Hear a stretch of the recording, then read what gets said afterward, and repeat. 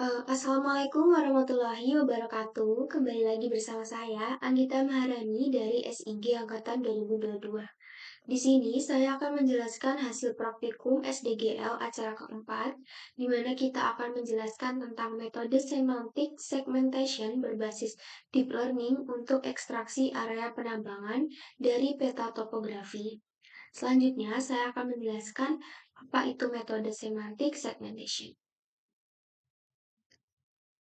Uh, Metode semantic segmentation merupakan teknik otomatis yang digunakan untuk mengidentifikasi dan memetakan area penambangan dengan presisi tinggi hingga level pixel. Dengan menggunakan arsitektur deep learning seperti Convolutional Neural Network atau CNN, setiap pixel dalam citra udara atau peta topografi diklasifikasikan ke dalam kategori spesifik seperti area tambang, vegetasi, air, atau infrastruktur. Model deep learning dilatih dengan dataset geospasial yang telah diberi label sehingga mampu mengenali pola visual yang mewakili area penambangan dalam gambar. Di dalam gambar ini merupakan struktur yang ada di dalam deep learning. Metode-metodenya yang terutama adalah semantic segmentation yang akan dibahas di acara kali ini. Selanjutnya ada penjelasan tentang alat dan bahan. Di sini alat yang digunakan yaitu ArcGIS Pro yang digunakan sebagai pengolahan foto udara untuk ekstraksi area penambangan dari peta topografi. Kemudian ada alat yang kedua, ada library deep learning, di mana library ini tuh digunakan untuk menjalankan metode yang tadi yaitu semantic segmentation. Digunakan untuk melakukan metode semantic segmentation untuk ekstraksi area penambangan dari peta topografi. Selanjutnya ada bahan yang digunakan yaitu peta topografi. Nah, peta topografi itu kita menggunakan dua jenis, yaitu saya menggunakan VA Norton dan juga UH apa ya tadi gitu. Pokoknya dua bahan peta topografi digunakan untuk pengolahan foto udara sehingga menghasilkan ekstraksi area penambangan dari peta topografi. Kemudian langkah kerja yang pertama yaitu ada export training data. Nah, export training data ini digunakan untuk melakukan pengolahan foto udara untuk menyiapkan data yang akan digunakan dalam melatih model machine learning atau deep learning. Dalam hal ini, proses ekspor data itu digunakan untuk mengubah data mentah menjadi dataset terstruktur yang siap digunakan dalam proses pelatihan model. Nah, ini tuh kita menggunakan tools yang bernama Export Training Data for Deep Learning. Di sini kita memasukkan input rasternya itu foto peta topografi yang akan digunakan yaitu VA Norton dengan output ditambahkan dengan tulisan Geo2, kemudian menggunakan class value fieldnya class value, kemudian di sini juga kita memasukkan polygon yang dimana itu satu set dengan foto udara VA Norton itu, namun dengan tipe save file. Kemudian image formatnya itu menggunakan PNG dengan title size-nya sekian. Kemudian referensi sistemnya menggunakan map space. Nah, proses environment ini tuh kita menggunakan GPU. Selanjutnya, setelah melakukan ekspor, kita membuat train deep learning model. Nah, fungsi ini tuh digunakan untuk membangun model kecerdasan buatan yang dapat secara otomatis mengenali dan mengklasifikasikan area tambang dari citra udara atau peta topografi. Proses ini melibatkan pelatihan model, menggunakan data yang telah diberi label dan dianotasi agar model mampu memprediksi dengan tepat fitur-fitur geospasial yang relevan. Jadi, dalam fitur ini kita menggunakan tool berupa train deep learning model. Nah, input raster yang digunakan ini tuh hasil dari ekspor data yang sebelumnya yaitu topo chips. Kemudian output modelnya kita beri nama unit topo model dengan max effort 10 karena Laptop yang saya gunakan ini, device yang saya gunakan itu memiliki spesifikasi Intel Core i3. Kemudian model tipenya itu menggunakan Unit Pixel Classification dengan batch size-nya 5 supaya mempersingkat waktu dan juga tidak memberatkan sistem dalam melakukan processing.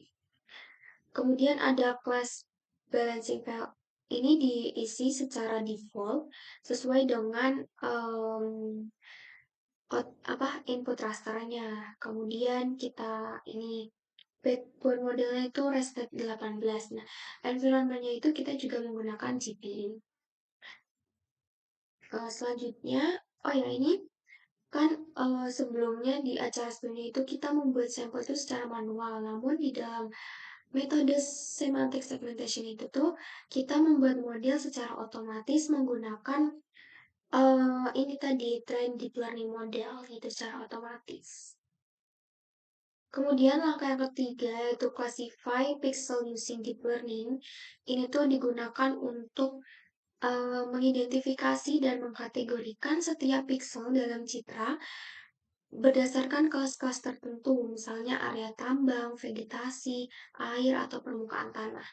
Dengan menggunakan metode deep learning ini, setiap pixel akan dianalisis untuk menentukan apakah termasuk dalam kategori area penambangan atau fitur geospasial lainnya. Di langkah kerja yang ketiga ini, kita menggunakan tools yang bernama Classify Pixel Using Deep Learning. Dengan input raster itu hasil dari training modelnya tadi, yaitu menggunakan VA Norton. Kemudian outputnya kita beri nama Geo2 untuk membedakannya. Kemudian ini argumennya itu tuh um, otomatis sesuai dengan data input rasternya. Kemudian environment-nya itu kita menggunakan GPU. Namun kita juga bisa menggunakan CPU apabila proses dalam melakukan GPU itu gagal. Nah, selanjutnya di sini akan saya jelaskan hasilnya. Namun saya juga nanti akan menjelaskan di dalam RDISPRO-nya. Pertama itu hasilnya adalah hasil ekspor training data, yaitu di bagian sini. Nah, ini tuh kan sebelumnya kita menggunakan bahan mentahnya tuh foto udara ini ya. Nah, foto udara itu kan belum bisa diolah ke tahap berikutnya kalau formatnya itu PNG. Nah, kita perlu mengubahnya itu ke dalam format shapefile dengan menggunakan ekspor tadi. Nah, itu data-data topografi itu nantinya akan berubah menjadi data shapefile yang bisa digunakan untuk proses selanjutnya yaitu training model. Kemudian um, hasil selanjutnya yaitu hasil train deep learning model. Nah, di sini tuh hasilnya berupa gambar yaitu uh, ini berupa grafik. Nah, grafiknya ini tuh memiliki makna tertentu. Menunjukkan hasil training dan validation loss. Di bagian sini ada sumbu X yaitu batch process. Nah, arti dari batch process ini adalah jumlah batch data yang telah diproses selama pelatihan model. Nah, semakin banyak pelatihan model yang digunakan, itu prosesnya akan memakan waktu yang lama. Kemudian ada sumbu Y atau loss. Sumbu ini menunjukkan nilai loss, yaitu ukuran seberapa jauh prediksi model dari nilai sebenarnya. Loss yang lebih rendah mengindikasikan bahwa model semakin baik dalam melakukan prediksi terhadap data pelatihan maupun validasi.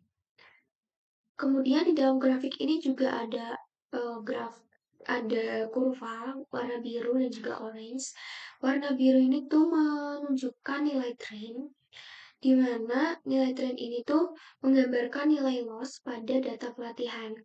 Pada awalnya nilai trend itu menunjukkan nilai 1,2, namun seiring dengan bertambahnya batch yang diproses, loss menurun secara bertahap, uh, menunjukkan bahwa model semakin mampu memahami pola dalam data pelatihan.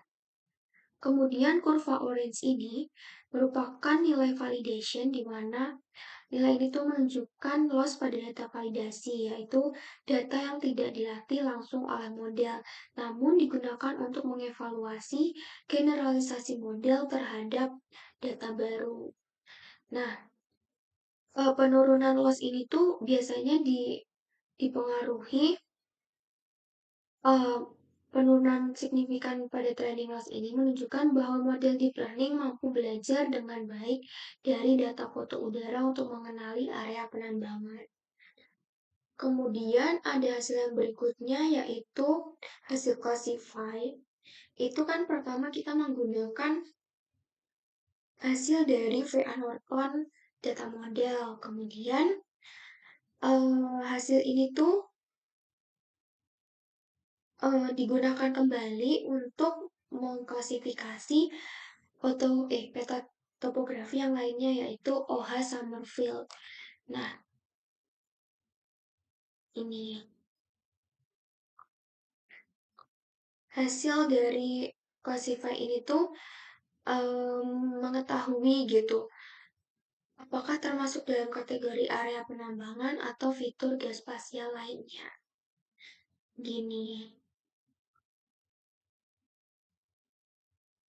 Oke, sekian penjelasan dari saya. Apabila ada salahnya, mohon dimaafkan.